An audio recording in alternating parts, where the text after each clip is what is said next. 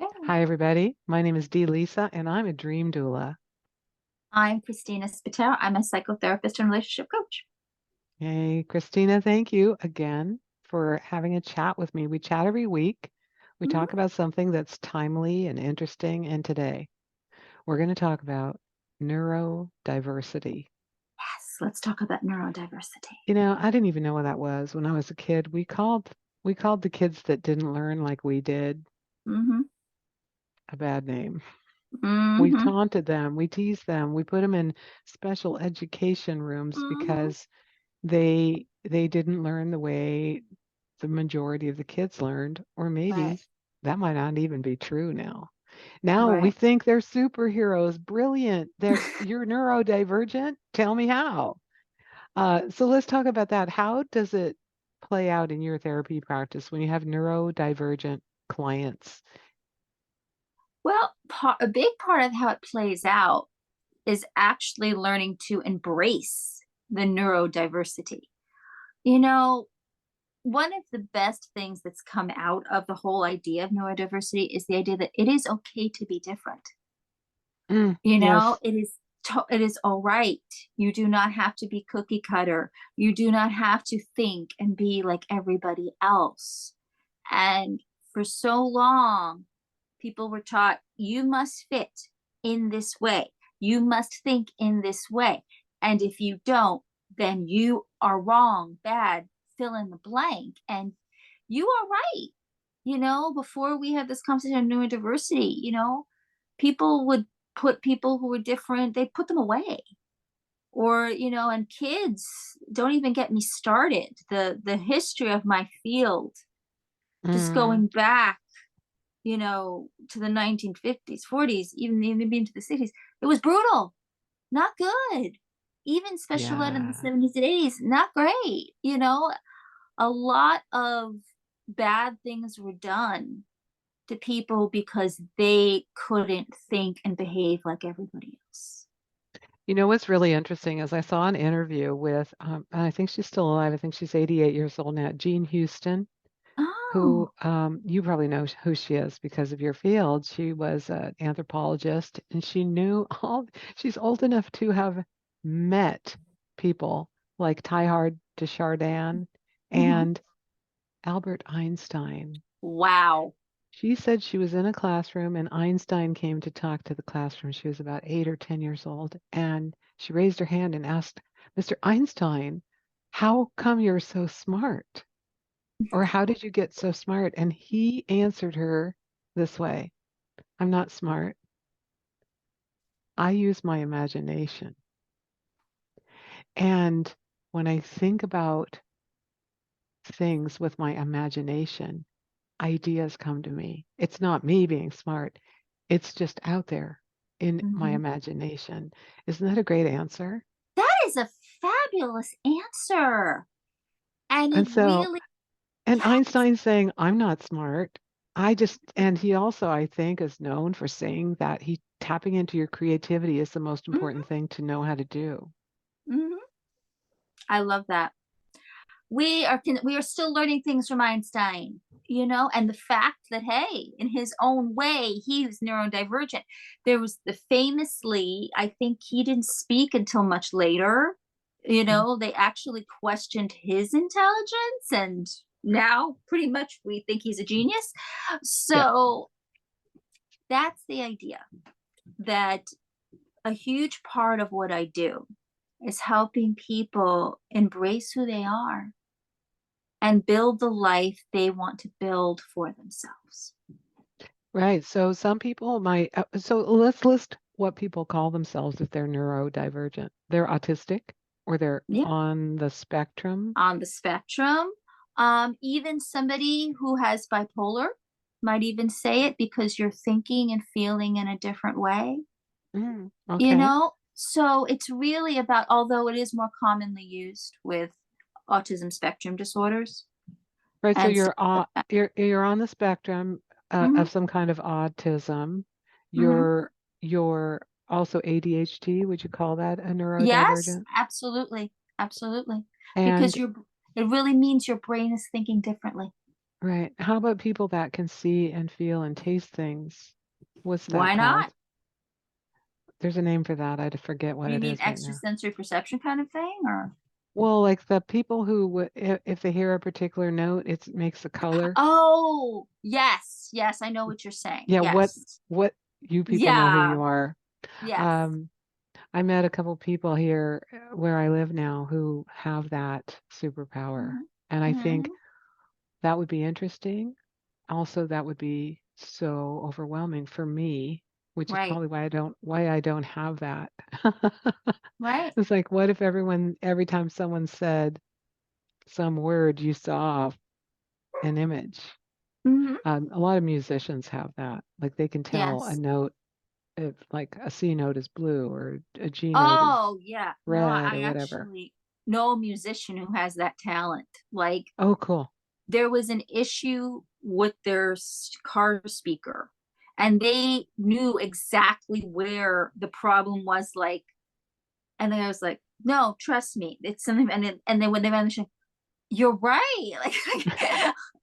Like Like, no yeah, one I else can would tell, think I can see it, I can feel yeah, it, or it's over there. yeah, like whoa. So yes, but so really, even though yes, we traditionally used it for autism spectrum, traditionally used it for maybe ADHD, it really just means that you think differently. But hey, guess what? We're all individuals. So, in one way or another, our brains think in our own unique way because we're a combination of our genetics and how our environment, the whole idea of epigenetics, how Mm, our environment has influenced what gets turned on in our genetics. And that combination creates this amazing, wonderful experience. And yes, it can be hard if society is not seeing you as in that way, but is making you feel, well, you need to be like this. And I have like several movies, TV shows going through my brain on this because the theme of so many things have been look at Rudolph the Red-Nosed Reindeer, the Isle of Misfit Toys, and just, Rudolph not fitting in because his nose glowed red. Herbie wanting to be an elf who wanted to be a dentist instead of make toys like other elves. The idea that you can be different and it's not bad. yeah. Different is Now, not. yeah, now we're really falling into that time on the planet anyway in Mm-hmm, Western society where it's mm-hmm, totally okay to be unique. It's mm-hmm, totally okay to do it your own way. In mm-hmm, fact, if you are neurodivergent, you can just mm-hmm, shout it to the mountaintops and people will mm-hmm. say, wow, what an. I hear my dad's, hi, Dad. I hear my dad's voice going, that guy, he's a weirdo. He had a Swedish accent. And that meant something cool in my family. If he said, Mm. that guy, he's a weirdo, that was like the highest compliment from my dad. Yes. Yes. So what if you're a good weirdo, a cool Uh, weirdo, an I interesting like weirdo? that. Exactly. Because let's face it, aren't those the most fun? It's like, wouldn't you want that for Well, your that's child to be their own unique person? you would, but you wouldn't want them to be ridiculed and teased at Right. school. That's Uh, that's the tricky part, and society, unfortunately, but a lot of the ridicule, the bullying, it really does come from people's own insecurities. It really does. I know yeah, this sounds like something our parents said, it's just because they don't like themselves, right? But it's so true. Look at any true bully out there, anyone who's a real bully, and you know who they are. Look at that person. That person, I guarantee you, even under all that false bravado and making it like they are the best, is very insecure, on some level really doesn't like themselves, and is massively overcompensating by trying to make someone feel bad about themselves. oh, you just explained to so many people that I knew that were bullies. In Mm-hmm. fact, one day I thought about a fellow that I knew. I thought, why is he so cruel and so mean? And it's like, oh, he feels bad about himself. I just got Yeah. that being, Yeah. he acted really tough, but inside he was just a scared little boy. Exactly. Because that's really what they are. Anyone who is bullying, and it's so sad because in this day of social media, you get a lot of online bullying now, and Mm, it's horrible. My goodness, you've had teens having suicidal ideation because of the horrendous bullying they receive. And adolescence is a brutal time. Let's face it, many of us in adolescence, as you know, our bodies are growing, our hormones are raging, and we're not feeling so great about ourselves. And for a lot of people, that takes the form of bullying others. So I get to feel better because I'm going to make you feel bad because I feel so bad. yeah, yeah. And well, when you get bullied online, you don't even know who those people are who are bullying Exactly. you. The anonymity is actually it makes the bully feel more emboldened because Hmm. of the anonymity of the online, or you have this false ganging up kind of thing, because let's face it, it's a cowardly thing, and Right. it allows you to do a cowardly thing with some anonymity, but then you have this illusion of other people. I mean, it's like, and you even see some when you watch some YouTube things, you sometimes in the comments, people like get all cuckoo over stuff, and you're like, really? And that's why I say one of the nicest corners of the internet is when you watch any clip with Mr. Rogers, just read the Hmm. comments, Oh, because most of the people commenting watched Mr. Rogers. I mean, this man was on the air from the 1950s to like 2000. So a lot of generations went through Mr. Rogers, and you will see in the comments the same idea, because he was very much this psychology type person coming through our TVs. He was telling us, value yourself. You are special just the way you are. I like you. I mean, talk about, so many people, like when I read those comments, they all say the same thing. Maybe they went through a bad childhood experience. They went through this, and this man coming through their TV was the only one validating them. he was a minister. Yes, So yeah, he was a minister, and many people in whatever church he became a minister through are like, "What are you doing? Why are you have a TV show?"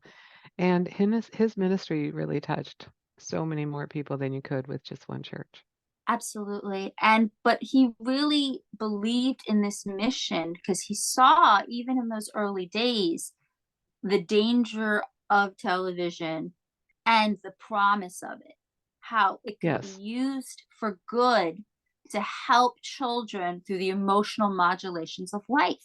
So that's what you and I do. We help people through the emotional modulations of life. You're going to have your good and your bad. You're going to have days when you feel really bad about yourself, and you're going to have days when you feel really good. And the idea is to help you achieve that balance of, I have my stuff, I am my own unique weirdo, and I'm going to like myself for just who I am, because as Mr. Rogers said, there's no one else like me. Well, let's go through a few possible coping mechanisms that a listener might want to try out. If they've listened this long and they're Mhm. neurodivergent, thank you. Yes, thank you. So, what if you're somewhere on the spectrum Mhm. and do you need to cope or do you just need to use that as your superpower? How do you help people? It's a combination. For instance, for people who are on the spectrum, this is where it depends where you are on the spectrum, but you can have things that are too stimulating. And Mm, so this is why they'll need to, like, if a situation is like too much, like you talked before, which I thought was interesting, people who have like a given scent, like, they can smell things or hear things or see things extra. So the idea is that when you are on the spectrum, what can happen is everything is almost too stimulating for you. So you yes. need to take a break. You need to take that break and pull yourself away. You need to figure out what are your triggers and then honor that. So, like, okay, I'm getting triggered. Instead of trying to force yourself to not be triggered, say, okay, this is triggering me. So, what do I need to do? Do I need to take a break from the situation? Will it help me if I take some deep cleansing breaths? 3 quick deep breaths. Breathe in, breathe out. Will that help me? Would it help me? Do I have a friend with me who can like help me with what if it's too much. So you look to see what do you have at your disposal in that moment that can help you if you're feeling like, okay, this is just too much. Right, the overstimulation. I remember the word for that other Mhm. superpower, synesthesia. Synesthesia. Okay. Synesthesia. Yeah, I have a friend here in town who Synesthesia. has it, and one of her kids has it as well. Really So interesting. I find it fascinating. So if you Hmm. had synesthesia, and she's brilliant, um, Hmm. I'm gonna have to ask her next time I see her, how does she use it? Right. Or does The, she try to ignore it? right. Because it would be like another sensory input. So Right. like the person who may be on the spectrum who's got too much stuff going on in Hmm. their reality, Right. they sometimes just need to shut it down, We have to get shut back to it down, themselves, take a break from maybe it. go into a Yeah. quiet room. I think they have all those spaces now in like the tech companies. There's a room Yeah. you can go in where you don't hear any of your neighbors, or there's a Exactly. room you can go in where everybody can chat and everything in Hmm. between. Right. And I Yeah. find it interesting that it's tech companies that are putting that in place because the idea is they actually want the people who think differently because those are the innovators. Right on. Those are the brilliant people that are creating all the Right. everything that we use Exactly. technologically. They're creating Exactly. the rockets of the future, Right. the Because satellite dishes of the future, the online everything. Yeah. because they're thinking outside the box. Now, what about people that have bipolar? So bipolar is different in that it is, and it's can be, it depends again, it varies from person to person, but the whole concept is that, we have, it's a difficulty in real where you have a hard time going from the extreme highs and lows of your emotions. That's why Hmm. it's bipolar. So it's like you go from extreme sadness or a kind of mania. So When did they start changing the name of that? Because when I was younger, we called it manic manic depressive. depression. I So forget you the were either exact. manic or you were depressed or you were Right. somewhere in between Exactly. I cycling. mean, as we've learned more, and now you have bipolar one, you have bipolar two, because keep in mind, we're always learning. As much as we think we know about the brain, we learn, we're learning more and more. And actually, what helps on our education is people coming forward and talking about their experiences. One of the first people that I can think of, and I remember her coming up with it, was the late actress Patty Duke, who, Right. for yes, I'm trying to think if there was someone else before her that really gave it the face that she did. Because I remember, being seeing her like on the talk shows in like, like maybe late 80s, 90s, and then, talking about her experiences. And she had the book, Call Me Anna, which was her Anna was her real name. And she just I feel like she really put a face to it. I'm trying to think of anyone else before her. Now you have more people who come forward and acknowledge, hey, like there was a YouTube thing I saw where a bunch of celebrities admitted they were on the spectrum. But I want to say she's like one of the first ones to really say, hey, for a long time I struggled with this and I didn't know what it was. And then when they told me what I had, I'm like, it made sense. And then she found a way of how to manage it. And I had to applaud her for that, the courage it took to bring that out there. So I think as more people have shared their experiences, because mental health issues for so long have had such a stigma attached to them. I think And they that still do. They I still it still do, very it much still so, does. especially when there's a name to it and it's Yes. called a disorder. How can it not have a Yes. stigma? Yes. So, and this is the thing I want people to understand, because as we've become more aware of psychological terms, people love to throw them around. Hmm. Like if Hmm. somebody's a little moody or a little annoyed, like, oh, you're bipolar. Okay. First of all, unless you went and got a psych degree and have formally evaluated them, you cannot say someone is bipolar just because. maybe their behavior is not to your liking. Right. Bipolar is an actual problem where somebody really has a hard time regulating the extremes of their emotions, because and it might be a chemical imbalance thing, might be other things, and there are treatments to help that. It's and that bothers me when people use psych terms in a derogatory way towards another person because you don't like their behavior. Because you know what? For someone who has a problem, they're not happy about it and they're struggling and they need our compassion, they need our empathy, and they need guidance and tools to help them embrace who they are and say, yes, this is my struggle, but this has also made me strong in these ways. And I've learned to cope in these ways. Yes, I have a couple of friends who um, have been diagnosed with the bipolar disorder, and Hmm. one of them came to visit me when she was off her medication because she forgot it somewhere and Mm, she couldn't. And she was in such a bad shape. I'd never seen her like that before. I'd always mm, just seen her when she was in her I've got all my stuff together mode, right? hmm. And so to see her really like down and kind of lost and like she Yeah. wanted to call her doctor and she couldn't make her phone work. Oh, Um, we got her the help she needed, good. but I saw a glimpse into how hard it must be when you're down there, when you're down, down, down in that Yes. down Yes. part of bipolar. Hmm. It Hmm. is. It is actually very scary because it's more than being just a little sad. It's you are in a state where you feel like you don't think you're ever going to get out of it. Like you cannot see yourself out of the hole. It's hard. And Hmm. this is why people need the compassion. And the mania is the other extreme of that. You think you can conquer the world, but it also can lead to destructive behaviors in a different way. Right. So the Yeah, idea is somewhere in the middle.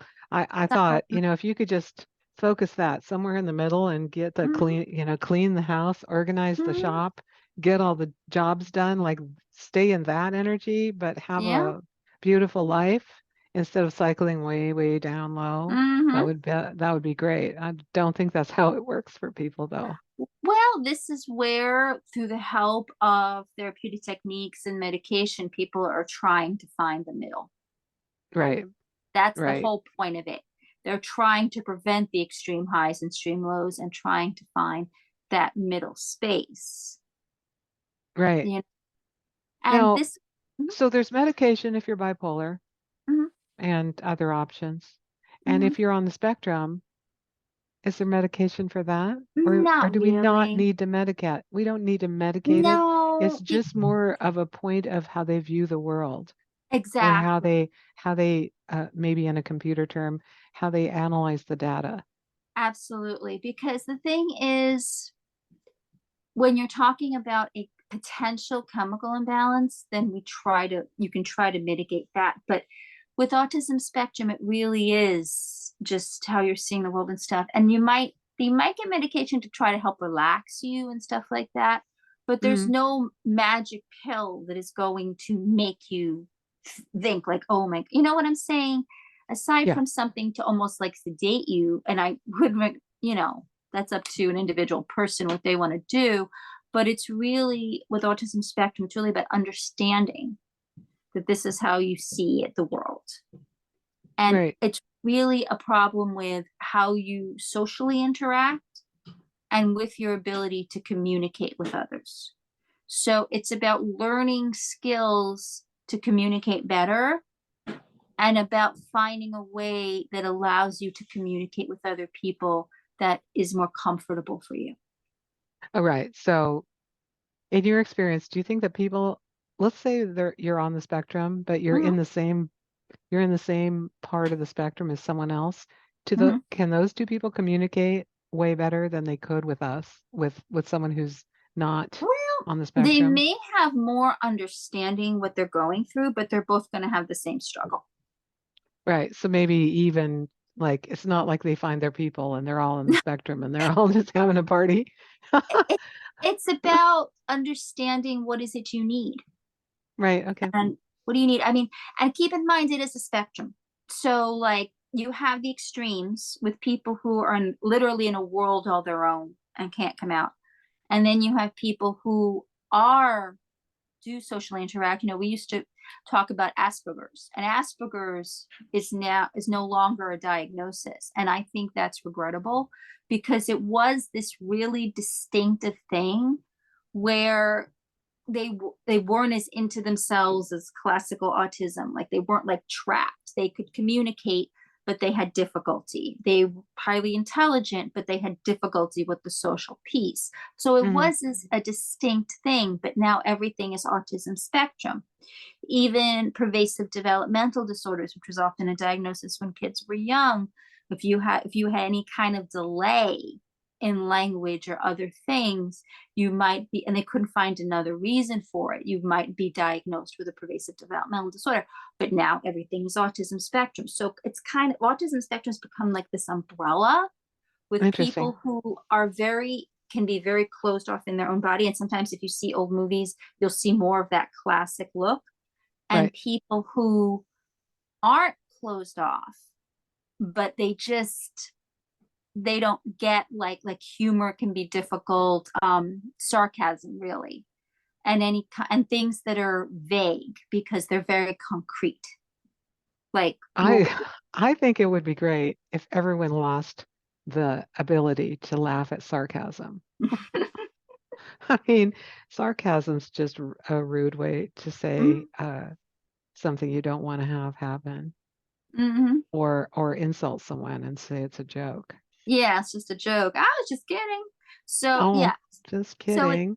with that communication language piece, it's really about, they're very much concrete. They need things to be direct, Mm-mm. you know. Yeah. So in a way it can be good, but it can be problematic in this society because then things can be confusing. And so if you have the like many of the I just have to say this, blah blah blah. Many of the kids that turned up in life to become geniuses like Einstein and other people Mm-hmm. that I've met didn't speak till they were 6 or 7. And then what they Mm-hmm. said was an entire sentence, and Formulating that sentence. blew their parents away. Also, people who have not mental but physical disabilities, and we don't realize that inside their brain they're thinking things up and they're hearing everything we say, like people who have cerebral palsy, perhaps. Before Mm-hmm. we had all the mechanisms for them to talk back to us, Mm-hmm. I think we considered that they were just trapped inside this body that didn't work so well. Exactly, because actually people with cerebral palsy, it's really an issue with motor. So Yes, that's why you have issues with maybe walking and hand movements and talking, because the motor of speech. But right. cognitively, unless there's something else going on, people with cerebral palsy, they can cognitively they can be like everybody else, but maybe they're having motor difficulties that are preventing them from speaking the way they want to speak. It's like it like Hmm. I know someone who he's brilliant, but the speech, he has a hard time getting it out. And the problem is when people hear him speak, they assume that he's not smart because it's a slowed speech. Yes. So I'm going to put this out there for people. A stutter does not mean that you're not smart. Slowed speech does not mean that you're not smart. Okay? It can be a motor thing. I'm just 100%. putting it out there. So the next time you make fun of somebody who's stuttering, whose speech is slower, they may have a higher IQ than you. They just might have a motor issue. I met a guy once and I was told, like, don't get him talking. He's like a brilliant scientist and he'll just go on and on and on. I was like, oh, I couldn't stop myself. I'm like, tell me more about that. What about this other thing? Mm-hmm. And he had a very slow way of speaking because Mm-hmm. his brain was going so fast. Right. He sounded unintelligent until you heard the words he used. Exactly.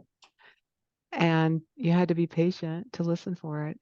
So again, just to wrap up this, if you are neurodivergent, thank you for being on the planet and thank you for being Yes. your brilliant self. And one of the ways, which I love to teach my coaching clients this, so one of the ways you mentioned 3 breaths, there's a Mm-hmm. technique of taking 3 breaths in this particular way that is taught to first responders, and it takes Mm. 16 seconds. Okay. So take a deep breath in through the nose, hold it a bit at the top, and then blow out as if blowing through a straw slowly. And you do that 3 times, and that settles your autonomic nervous system. So Mm-hmm. before you run into the fire, before you run into the whatever's happening in the shopping center when you're called there as a policeman, you do those 3 deep breaths, and anyone can do it anytime, anywhere, standing in line at your place of work when you're getting triggered. You can just go, oh yeah, 3 breaths. There you go. All right. Thanks again, Christina. Lovely chat. Thank you. All Thank right. you so Bye, much. everybody.